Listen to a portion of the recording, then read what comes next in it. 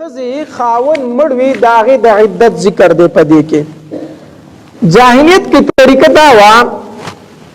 چې خزبا داغه خاون بمل شو نو داغه عدت فا یو کال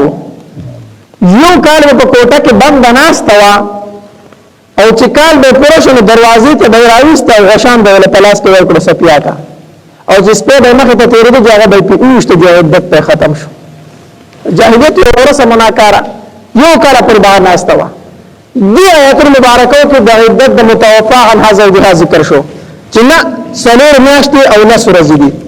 والذین کسان متوفون چې مرشي منکم استاسنا ويذرون افریدی ازواجا بیبیانی یتربصنا انتظار بکوي بانفسهن تخپل زارین باندې 4 اشهر سلور میاشتې و 10 او نه سورځي فاذا بلغنا فسر کله چې ورسیږي اجلهن نیټخ پلیتا فلا جناح نشته گناہ علیکم پتا سو باندې فيما پایسکی فعلنا چکیږي فی انفسهن تخپل زارین کې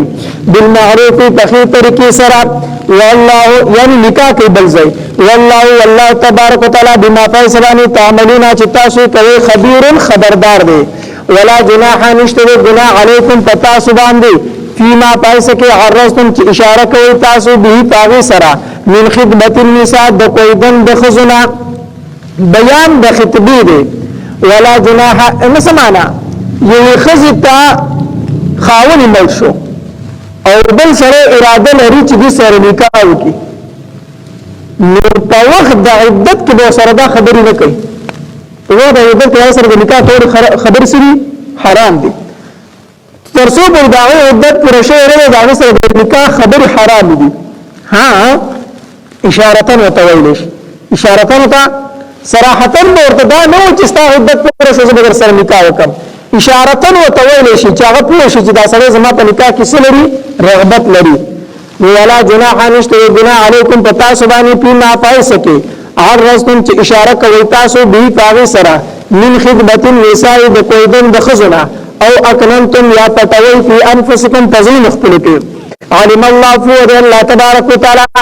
انکم چکنن تاسو ستذکرونهن نظر د یاد د کوي تاسو دی لرا ولکن لا تواعدوهن لیکن وعده سره مکوي سرن پپتا الا ان تقولوا مگر دا چې وای ورته تاسو قولا معروفا وینا خيستا او وینا خيستا څه شي به طریق الاشاره په طریقې د سره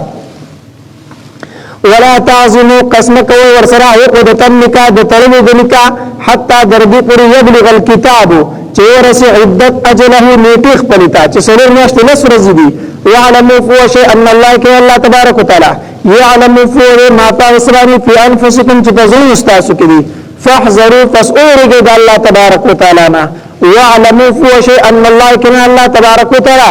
غفور بخون کې حلیم صبرناک ته لا جناح نشته گناہ علیکم پتا سو باندې ان طلقتم النساء کچرته طلاق ورکوي تاسو خزتا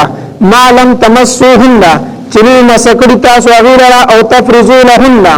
او نو مقرر کړی تاسو داغي د پارا فریضتان مہر اصل کې طلاق په شریعت کې شته ده طلاق په شریعت کې شته ده بغیر د ضرورت نه طلاق ورکول دا ډېر مدروس څه دی الله تبارک وتعالى څه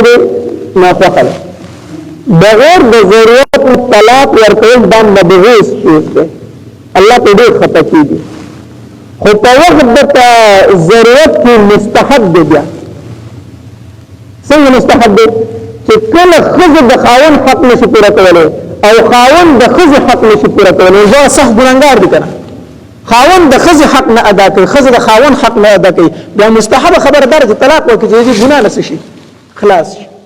یا طلاق ورکول پکار دي